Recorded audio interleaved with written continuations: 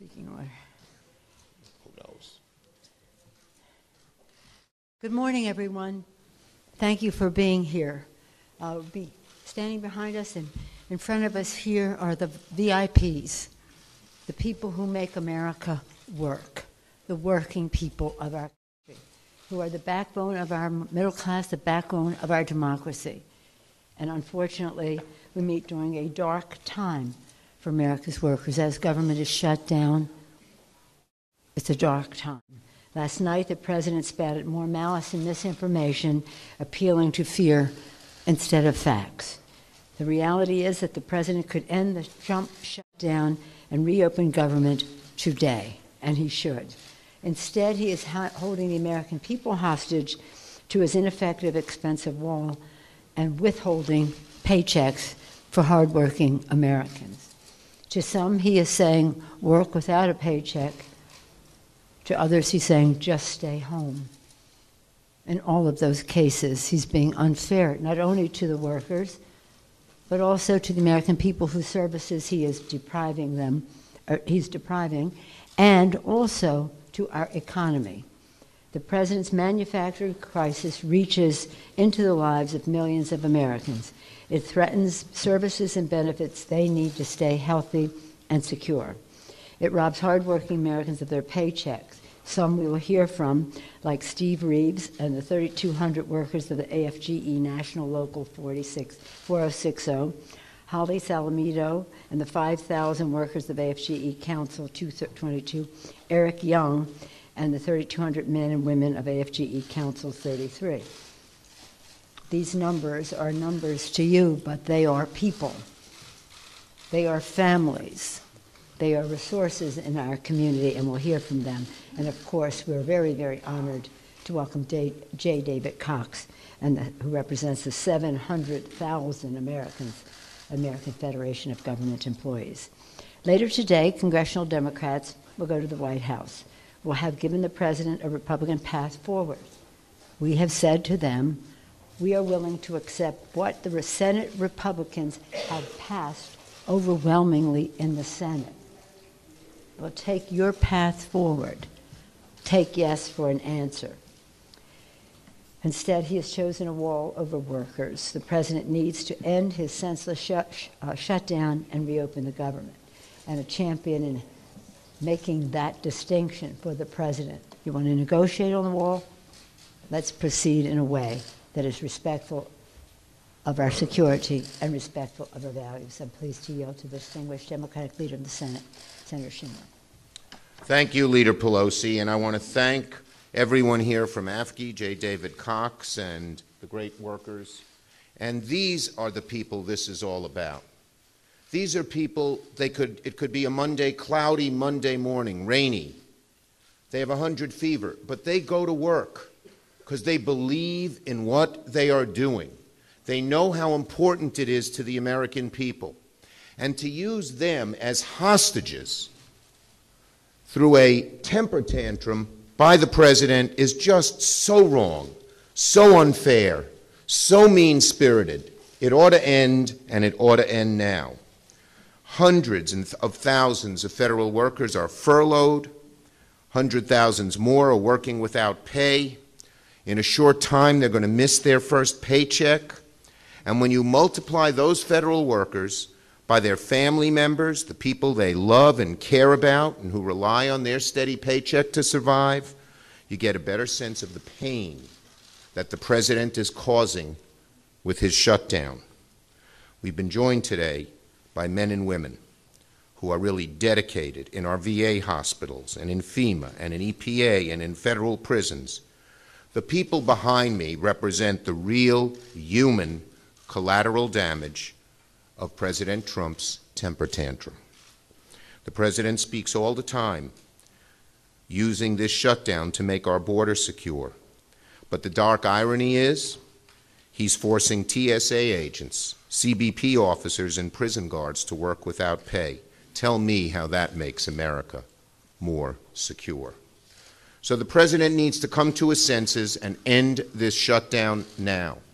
I don't think he persuaded a soul with his talk last night. It was same old, mistruths, divisiveness. Didn't have the effect he had hoped. Speaker Pelosi and I are ready to pass legislation, already approved by Senate Republicans, to reopen the government. And while we continue the debate on border security, we all want border security. There are different views on how to get there. But to hold these people hostage, instead of just letting them do their jobs, which they want to do while we work out our differences, so wrong. Why should we ask TSA officers to go without their hard-earned pay while they protect our airports?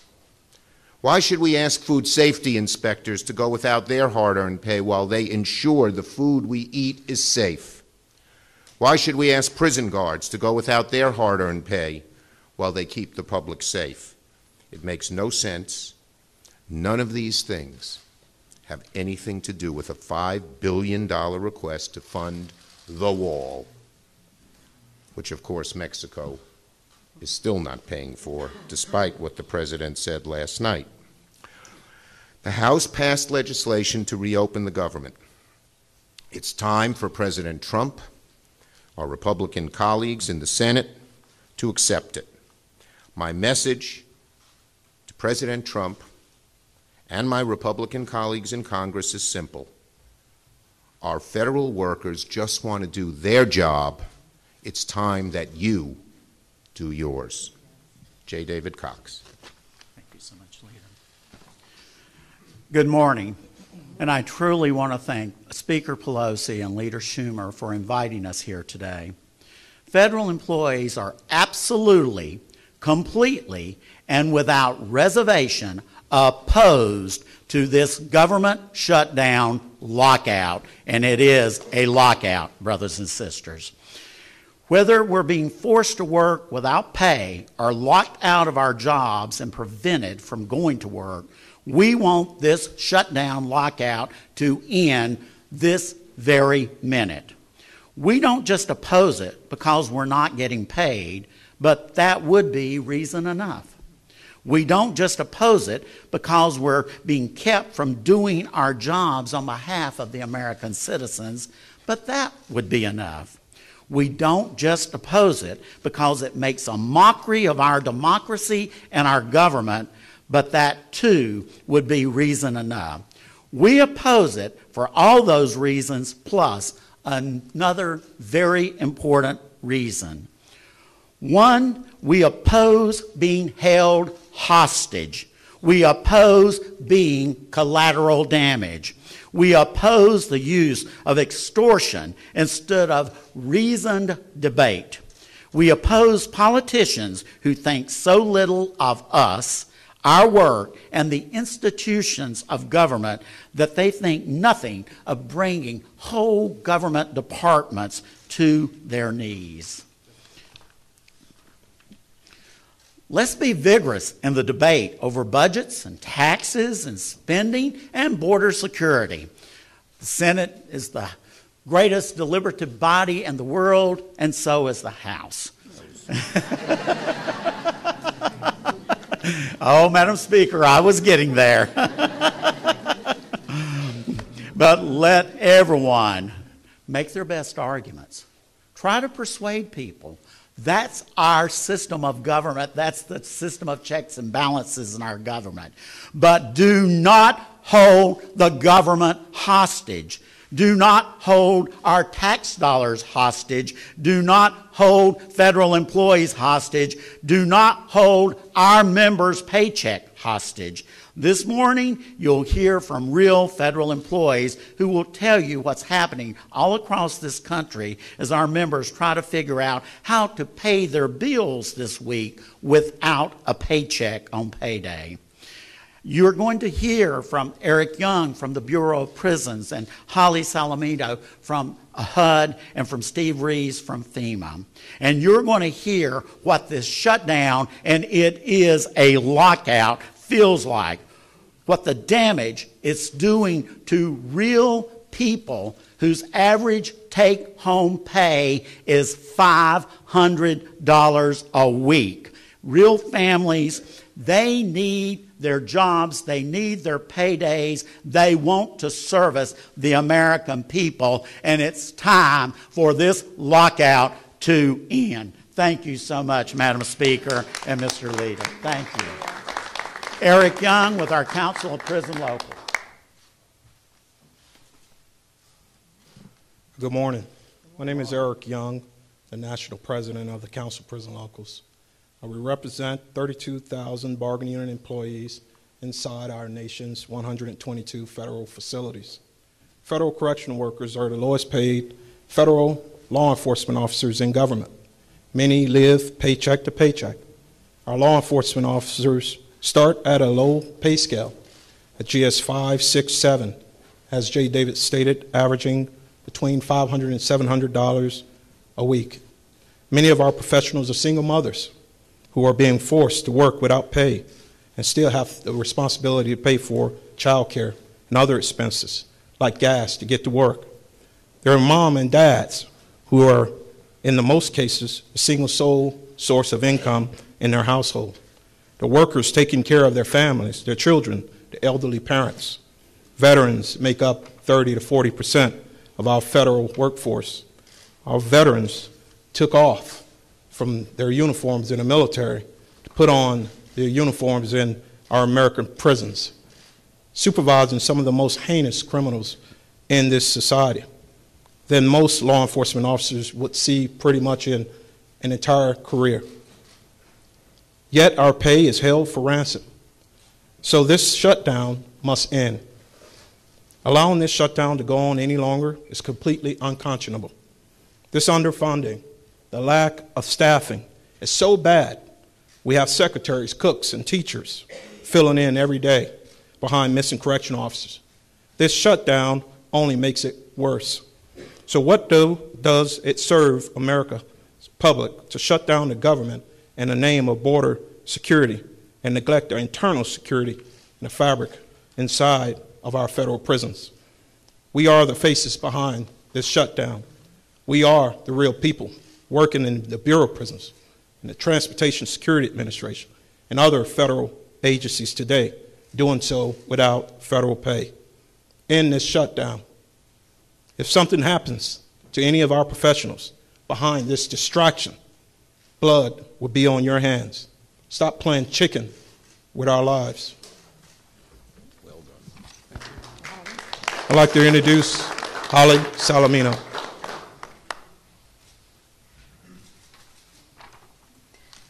My name is Holly Salamito, and I serve as the president of AFGE Council 222, representing more than 5,000 employees across the country who work at the Department of Housing and Urban Development.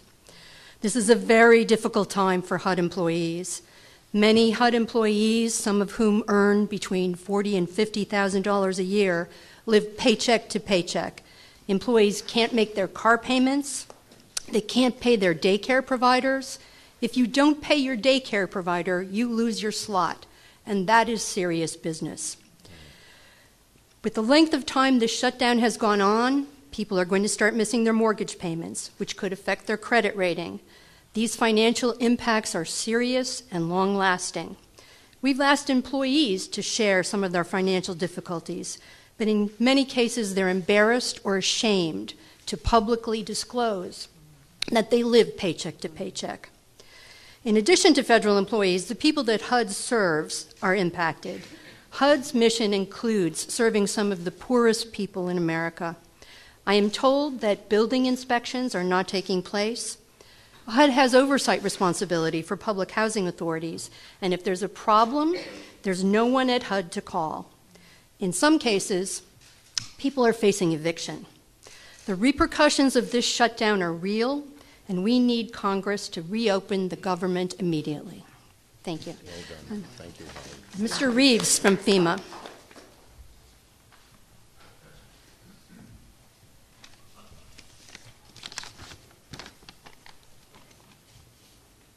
My name is Steve Reeves. I'm a 23-year Army veteran who joined the civil service after retiring from the Army. I'm here today as the leader of the union for FEMA. We have more than 3,200 employees at the Federal Emergency Management Agency. We're just recovering from one of the most active hurricane seasons in recent memory, not to mention the historic wildfires that have devastated California. Ordinarily, this is when we restock, this is when we rest our people, this is when we prepare for the next big disaster. What this means is anyone who needs insurance claims, property damages while we're out, and the American people ask, where is FEMA?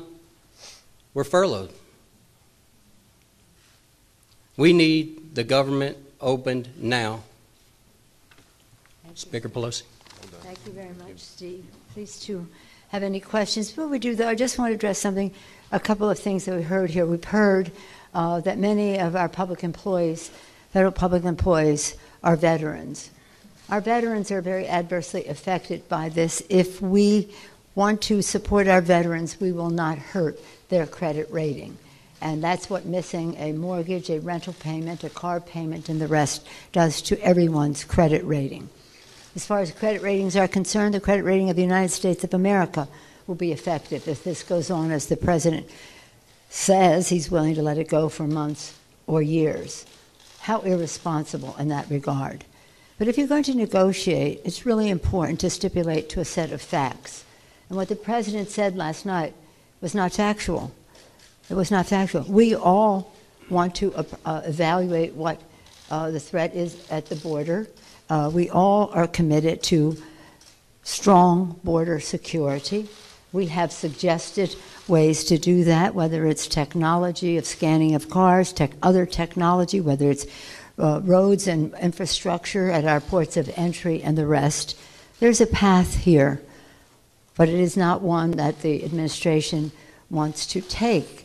They seem to have a disrespect for the role of governance in our country, and therefore for the people who implement make the services available to people. So this is a problem. And so if the president is just going to go on and on about a mischaracterization, now we don't want to underestimate any challenge to our security.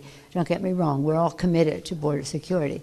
But if he's going to misrepresent the nature of that challenge, then we have to say to him, Mr. President, the evidence does not support the threat that you are describing. With that, any questions?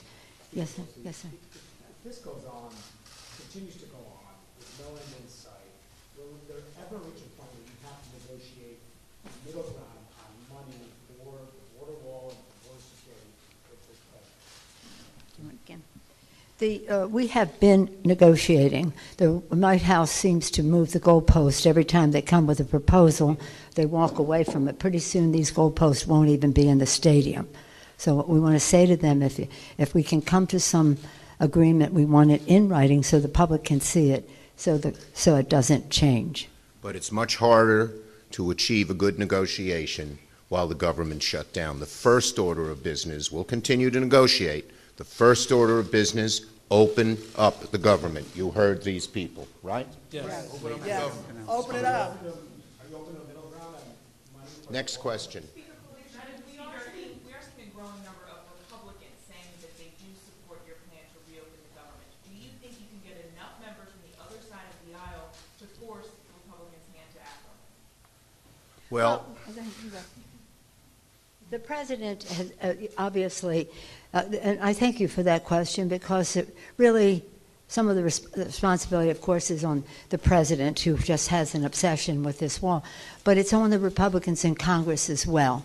They know full well that we have to open up government, and we have to do so as soon as possible, and yet they're walking away from their own legislation. This is legislation that passed in the Senate 92-0 on the floor and unanimously in committee. So we didn't come up with our own idea in terms of negotiating. We took their idea and said, again, take yes for an answer. and let me say this. Every Republican voted in the Senate to keep the government open. When Leader McConnell put the, I guess, 30-day extension, it's a little more than 30 days, but the extension on the floor. And so, as Leader Pelosi said, we've tried to make it easy for them. Of the 6 bills that Leader Pelosi and the House passed, 4 passed the floor 92-6, so a vast majority of Republicans voted for them. The 2 that didn't pass committee unanimously, Leader McConnell voted for all of them. So we're trying to make it as easy as possible for our Republican friends to join us in opening up the government. The president has said that he thinks that federal workers are on his side. So I'm wondering if I could just a show of hands from you. How many of you want to see the government reopened, but also want to see a wall built? So again, this is another example of the president being almost delusionary about what it is. And he says that to us. Oh, the workers are calling me saying, I'll stay out without a paycheck as long as it takes. And that's like, well, who? Give us names. Name names. But the fact is it's not right. The federal workers are as much for President Trump's position on shutdown and the wall as the 4 past presidents were. Thank you. Let's go.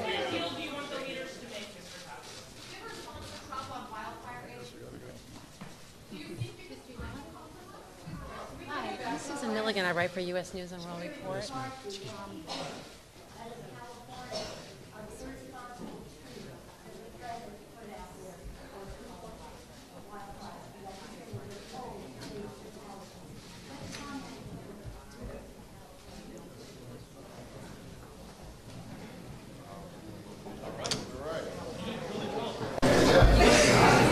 Ma'am, you need a hand?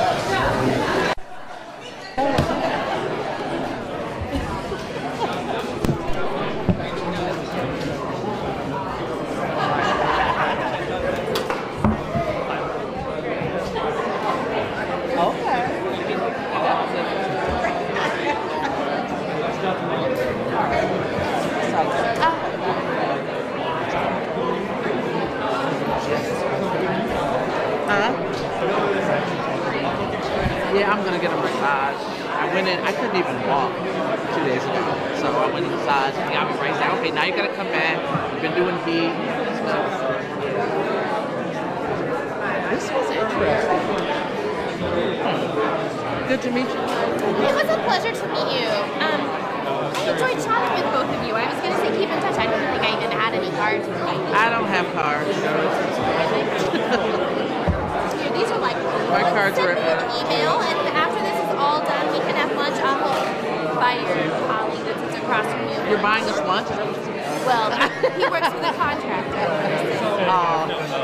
When we reopen, I'm going to try and make sure that we get there tomorrow. Great. And then you can do stuff. Yeah. Huh? Yeah. So glad I met you. I enjoyed chatting with you. Thank you.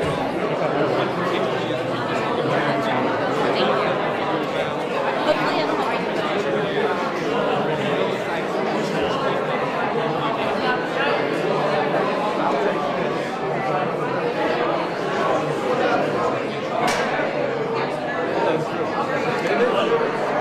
I think they may have passed it.